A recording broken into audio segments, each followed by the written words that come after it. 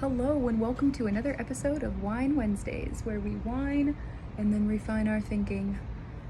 We've got a lot of content today, guys, so let's just dive right into what I'm drinking and loving right now. This is Stellar Organics. This is a Cab Sauv. I picked this up just at my local World of Beverage store. It is USDA certified organic, and it is also fair trade certified, which I love.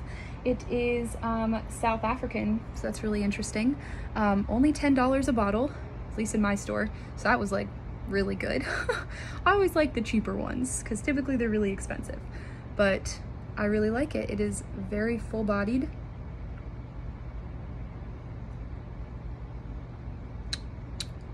It's got nice legs on it, as they like to say, and yeah, very like dry tasting, but I just love that it doesn't taste sweet at all. I love organic wine. Okay, today we're going to be talking about, guys, and whining about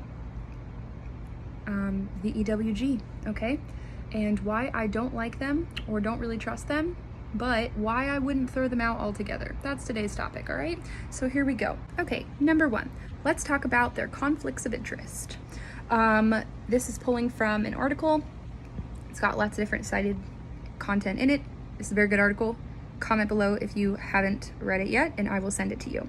Okay, but here is just some information on who sits on the board at EWG, okay? So Mark Hyman sits on their board and uses the EWG sunscreen guide to recommend vitamin D supplements that he sells through his online store. The board member, Christine Gardner, is a brand ambassador for Beautycounter, also one of EWG's corporate partners and prospective licensee in the EWG verified program. The EWG also gives the best score to and sells sunscreens from the Honest Company. That company was founded in part by the former CEO of Healthy Child, Healthy World, an organization that has now been taken over by the EWG. The EWG's Sun Safety Coalition, a partnership between the EWG and the companies that it recommends, sells its partners' company sunscreens on the EWG site and in retail stores that participate in their program. There are also companies that the EWG recommends and supports that support them financially. For example, the EWG gives most Juice Beauty skincare products a 1 rating, the lowest possible hazard score, and they're also a large contributor and corporate partner. So I'm not even as concerned about this because honestly the information gets worse.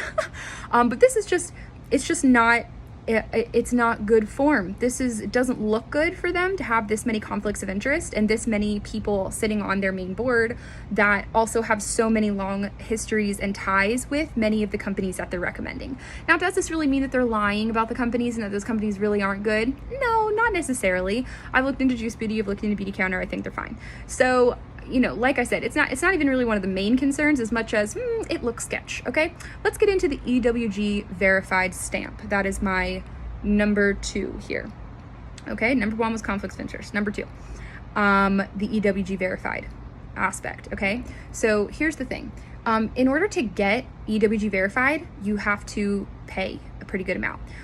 The application fee just to get in alone, and I'm pretty sure some of this has to do with just even getting on their site in general and being rated. But I know for being verified, the application fee is $500. And then based on how much the company's revenue is, the amount is going to change of how much they're going to continually pay to be able to put that stamp on there. Okay, so number 1, it's not a fair assessment of how many companies are actually safe because some companies just can't pay to have that mark. But the other issue with it is that the way that they rate the ingredients changes after people pay and get verified. So this is another sort of conflicts of interest as well, and just something that why I have an issue with this is because the whole goal of the EWG and what they say so many times over and over is, you know, we want to better inform the consumer. We want to better inform the consumer to be able to make, you know, better decisions, to be able to choose better products. Okay, that sounds great and everything, but these are all a bunch of reasons how they're really not doing that, okay? So an ingredient, we're going to use phenoxyethanol as an example, just because I've spent an inordinate amount of time researching that one ingredient in particular, but this is the same for a lot of ingredients. It's not just that one. This is just an example. Okay, so phenoxyethanol, if you look on its ingredient page, is either rated, it says 2 to 4, and depending on its usage, it will be rated a 2 to 4. Now, if you look at the very bottom of the page, when you scroll down, either on a product page that you were looking at an ingredient that contains one of these, like it depends on usage kind of ingredients, or just on the ingredient page in general, it will say about this ingredient score range, and per ingredient is different, but that section will say something like, if this ingredient is used near the mouth because it's, possible for ingesting, then it will be ranked higher. Okay, that sounds great and everything, but that's not actually the case. So a product that's rated on there, so I'm going to just use an example of just one I happened to look up. Okay, so an Urban Decay eyeshadow. Urban Decay eyeshadows have phenoxyethanol in it, and if you look at the score, it's a solid 4. That's the highest it can be. Now, the only thing that it says on the about the ingredient score range below is that it will be ranked higher if it's near the mouth. Well, eyeshadow is not near the mouth, right? So why is it being ranked higher? Because they're not an EWG verified brand, they're not taking into consideration, even though they say they are, they're not taking into consideration the usage and the concentration and where it's being applied before rating it. They're just going to rate it higher. Okay, so any product, go look it up, any product that you see that's not EWG certified, that has the ingredient phenoxyethanol in it, is going to be a score of 4. And it's going to be making then, the product's overall score be higher than what it maybe deserves, because in the case of eyeshadow, for instance, it's not near the mouth. And if the concern truly is that it's not near your mouth for ingesting, shouldn't be rated as high, right? Now go look at beauty counter products on the EWG that are EWG certified. Those products will also contain phenoxyethanol, but it will say the lowest score. It'll say this meets the EWG's verified whatever, guidelines. So in other words, because someone has paid, they're taking the extra time then to correctly rate the usage and the concentration and the place and where that ingredient is being used, where they're not for other companies that are not paying that. And that goes for companies that are clean also, and ones that aren't, okay? So that's a little bit of a, you're not correctly informing the consumer then, right? Conflicts of interest. Okay, number 3, the rating system is skewed, okay? And that's kind of, it rolls right into what we're already talking about, but they're not taking into account different, and this is the case even with ingredients that don't have the usage of 2 to 4. This is a lot of different ingredients. If you really look at the information, when you actually go and look at the information on all these different ingredients, even like skin sensitivity ones, that's a good amount of the things that get rated like a 3 or a 4. Like for instance, linalool or limonene, just so you know, those are chemical components of essential oils. So sometimes they're synthetically derived, so that's why sourcing matters here, but they're not looking at things like that. So when you're looking at a company that has linalool or limonene in it, they're just going to rate it higher, but they're not taking the time to look into where that is sourced from. Is it synthetic, or is it coming from an essential oil? How is it used in the product? What is the amount? Where is that product being used? As I've mentioned in my previous video, if you haven't seen it, check it out, of why I don't recommend label guides. Just looking at the individual ingredients does not give you the whole picture of whether or not that product is safe to use. There are so many other factors of, like I'm saying, of the dose of the ingredient, the concentration of it, how long it's going to be on your skin if you wash it off, if you leave it on, where it's applied to your skin, what other ingredients are in it with it. There's just so many factors. So just looking at their rating system, when you have to understand that when the EWG is taking into account all the different ingredients and rating them and giving that overall score, they're not taking those things into consideration. They're just looking at each individual ingredient on its own, not as a whole, except for the brands that are paying the money to be EWG verified, in which case they could have the exact same ingredients as another brand, but will be rated at a lower score because they've paid. Okay?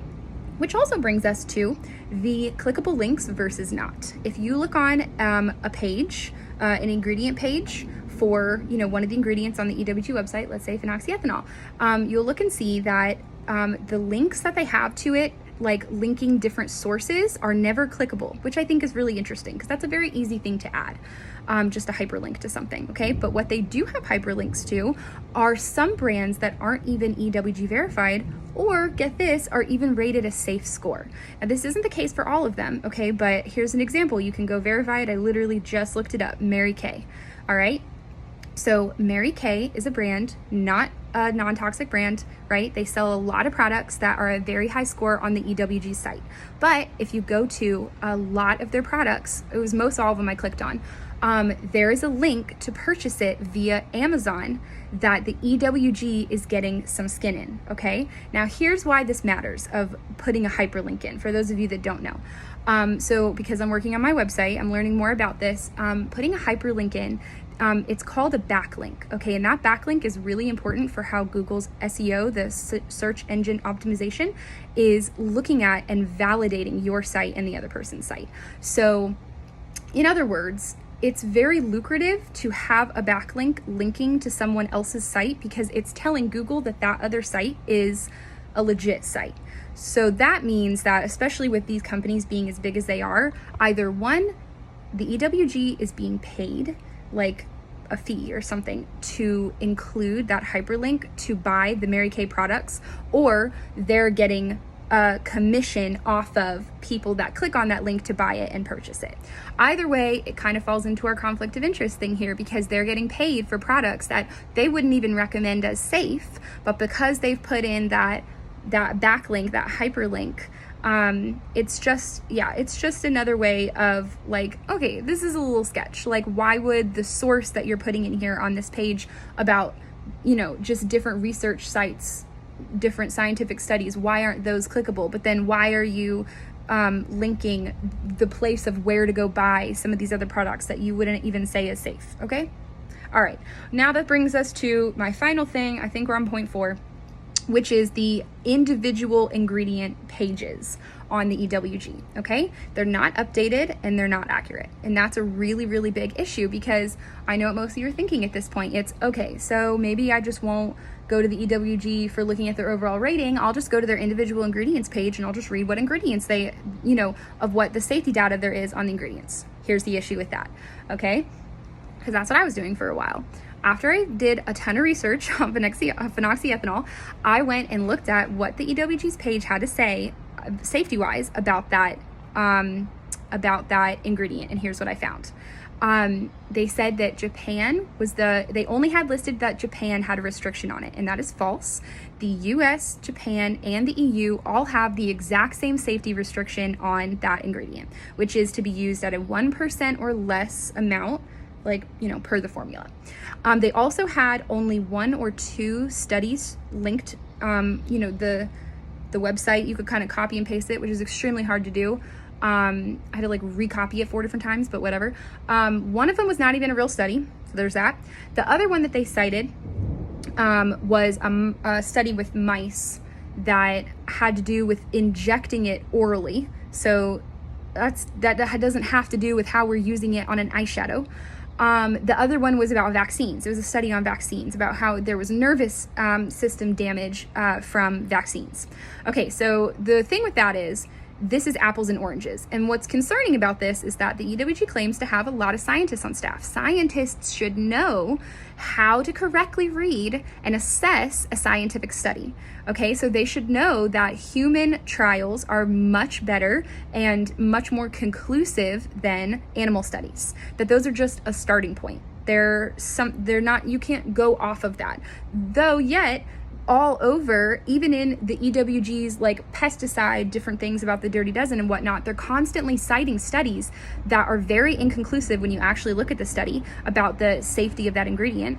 And they're usually things like this, they're very obviously cherry picking and going off of a very limited amount of data. So that makes the person think, wow, we just must have no studies on this.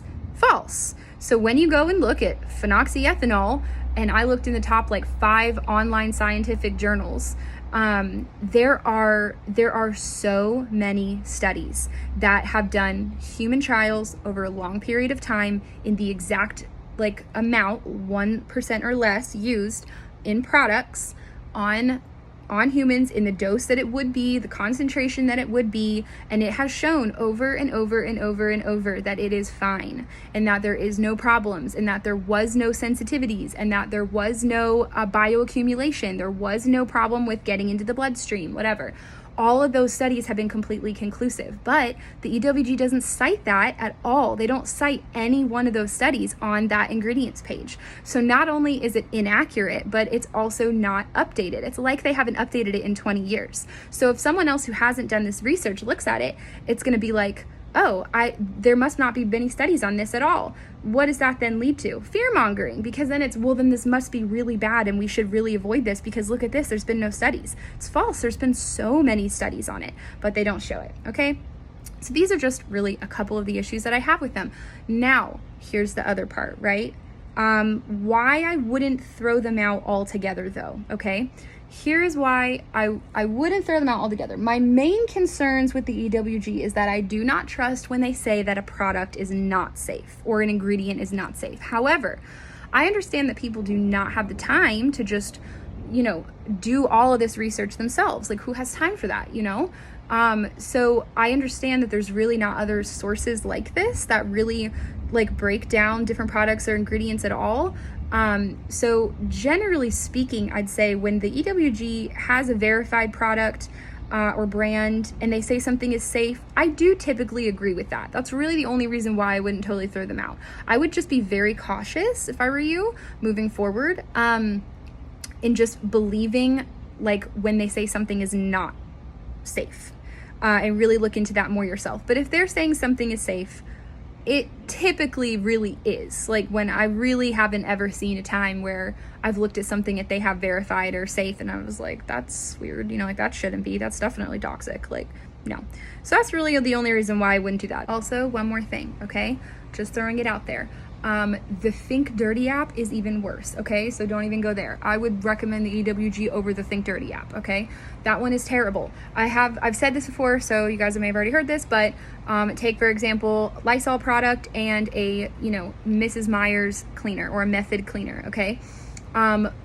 Because both of those products both have the word fragrance in it, the ingredient fragrance, it's gonna both rate them the exact same score. Which does not correctly inform the consumer, because I would hands down recommend a Mrs. Meyer's cleaning product over a Lysol spray, okay? That one has more harmful ingredients in it than the Mrs. Meyer's does. So their overall scoring is even more whack and definitely does not, that one over exaggerates it way too much. Okay, the same product on EWG that's rated a 3 will be rated a 9 on the Think Dirty. So no, don't even go there. Okay, anyway, this has been fun. Thanks for whining with me. Just comment below if you have any questions or if you want that article that I sourced, and until next time.